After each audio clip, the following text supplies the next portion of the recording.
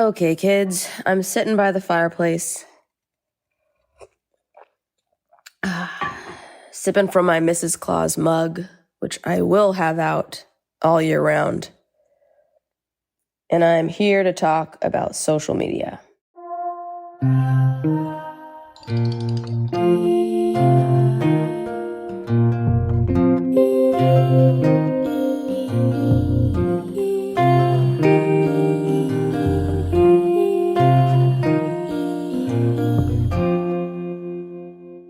This is something I've wanted to talk about for a while, and I've avoided talking about it because I feel like even the words social media conjure such a butt clench in anyone hearing them. It's just like, oof.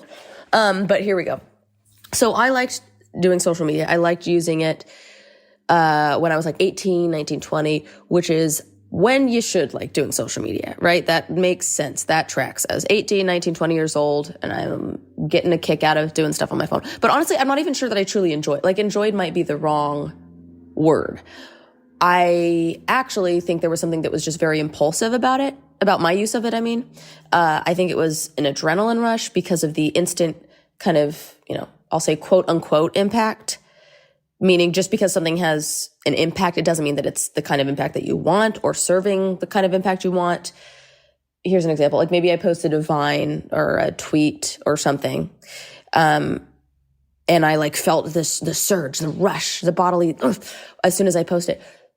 But whatever impact, even if the Vine got millions of views, that's not helping necessarily my long-term goals. I don't see any of my social media content from years past, from a decade ago, whatever, as working toward anything long-term or building anything long-term. I think it was really, really, really kind of just exactly what I said. It was just instant gratification. It was short-term.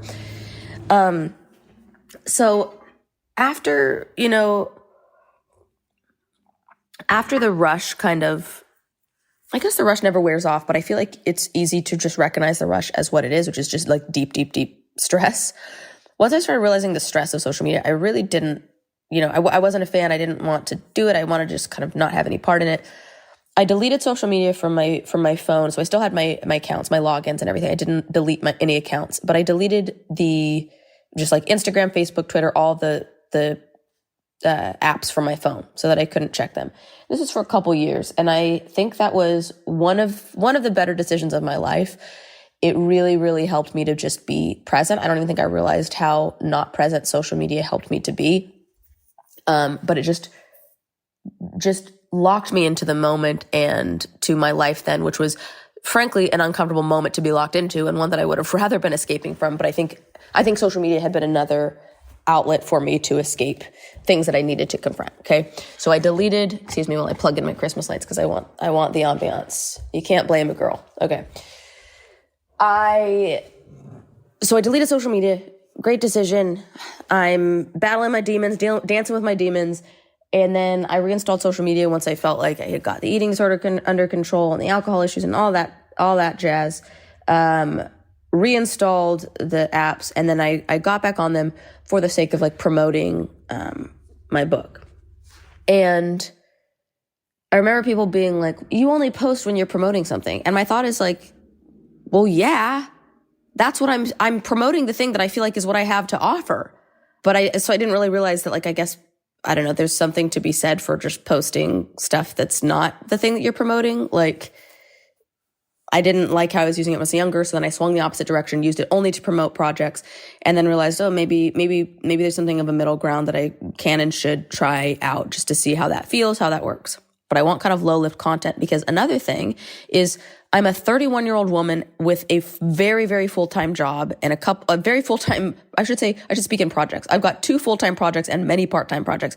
I don't have time to be doing like brainstorming TikToks and like planning the TikTok, recording and editing. Like, nobody's got time for that if they've got a full-time job. Unless social media is your full-time job, do you find the time, right? It's not possible. So that's when I brought on an employee to run my social media. This girl was great. She was so organized. She was so professional. She was so, had such a good attitude. And yet she wasn't me. And what I mean by that is not, I'm the greatest thing that ever lived. I mean, you could feel I could feel that she wasn't me in her pitches. Like, there's just for better or worse, and I'm open to it being often for worse. I have a way that I write. I have a way that I talk. I have a way that I think that is just me. And I think you can feel when it's not me. And I cannot tolerate anything that I touch, anything that has my name on it, not feeling like, not being from me. And I think it's because, well, I think it's a few things. I think it's because of being so controlled for so much of my life by my mom and managers and agents and, directors and networks and people who, down to, I couldn't, if I wanted to get highlights in my hair, I couldn't without getting approval from 4 fucking people. Like, just basic bodily decisions were not my own. And so by having so much of my life out of my control, I now just want so much of it in my control. And also, I think I really, I know I fought for my identity to the point that I want to embrace it, warts and all, bad and good. I want to be me fully and completely. I don't want anybody else's voice. I want every word that I utter to be mine. I want every thing that I wear to be something I decided on. Like, it's just so important to me after being so puppeteered and so controlled for so long. So there's this girl who I hire, right? And she's doing a great job and she's sending so many thoughtful pitches, but none of the pitches feel like me. One of the pitches was like to go to Starbucks and do order my drink order at Starbucks and leave with it. And I'm like, where's the humor in that? Where's the premise in that? What's the thought process behind that? What is that saying? What is the commentary? And surprise, I don't know if you guys picked up on this, but I didn't. There is none. Okay. It's just a thing that people do. I guess it's just big on TikTok to go around ordering Starbucks. Oh my God. What is wrong? Why is it big on TikTok to go around ordering Starbucks? I humbly and kindly urge you, if you are a person who has watched TikToks of people ordering Starbucks, get on with your life and do something better. And this is coming from somebody who just spent December watching 6 seasons of Survivor. So I guess I'm not one to talk, but I do feel like Survivor is a huge step up from Starbucks orders. Anyway, moving on. My point was just that she was pitching very amazing, trendy, timely, zeitgeisty kind of things, but it just didn't feel like me. And she ran a lot of ideas by me, but there were also some things that she did not run by. Like, she wouldn't run story posts by me and sometimes grid posts and things by me. And with my direction, I had said, I don't want to deal with this. You take the reins, you go for it. But then every time she would post something, I would freak out and delete it. And I'd be like, oh my God, what is this? This is not my voice. Oh my God, what are people going to think? Oh, this is cringy. Like, I just didn't like any of it. No dig to this person. It is just to say that I am an artiste, okay? And I need everything that I put out in the world, even if it's a fucking Instagram post, to have my artistic stamp.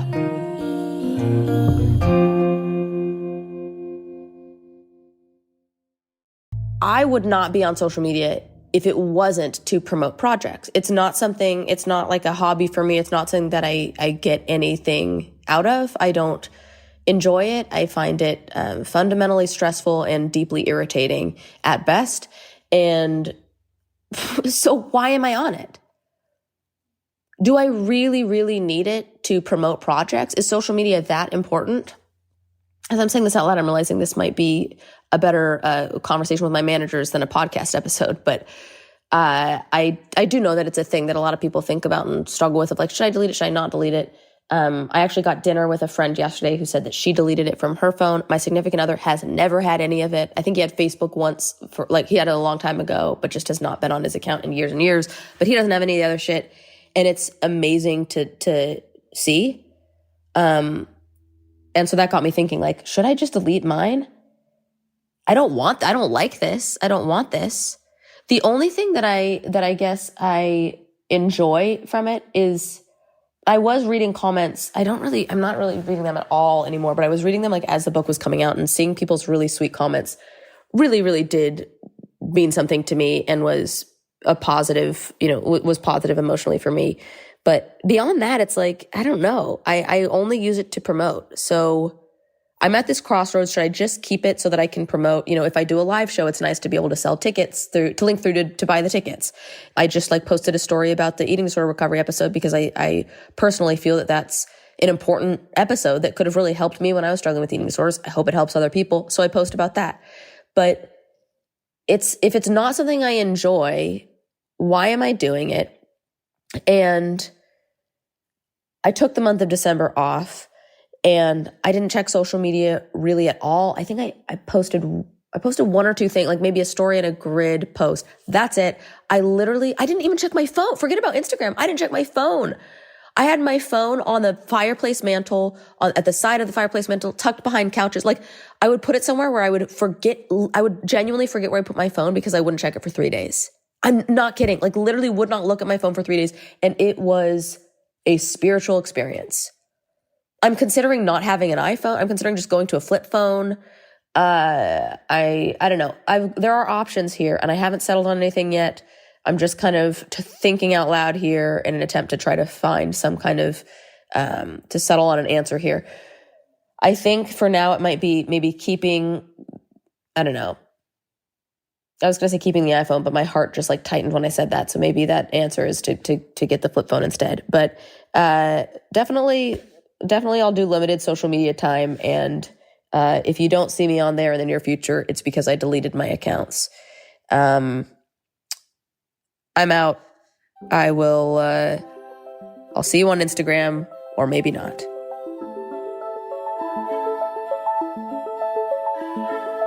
If you want more hard feelings, you're in luck. You've got options. On Apple Podcasts, there's bonus content for subscribers with Lemonada Premium. You can hear me answer exclusive questions from listeners. On Spotify, you can talk to each other by leaving comments on each episode. And on Amazon Music, you can listen ad-free with a subscription to Amazon Prime. I'm Jennette McCurdy, the creator, executive producer, and host of Hard Feelings. It's produced by Lemonada Media in coordination with Happy Rage Productions. Our production team is Keegan Zema, Aria Bracci, and Brian Castillo. Music is by Hannes Brown. Steve Nelson is Lemonada's Vice President of Weekly Content. Rachel Neal is Lemonada's Senior Director of New Content. Executive producers are Stephanie Whittles-Wax, Jessica Cordova-Kramer, and me.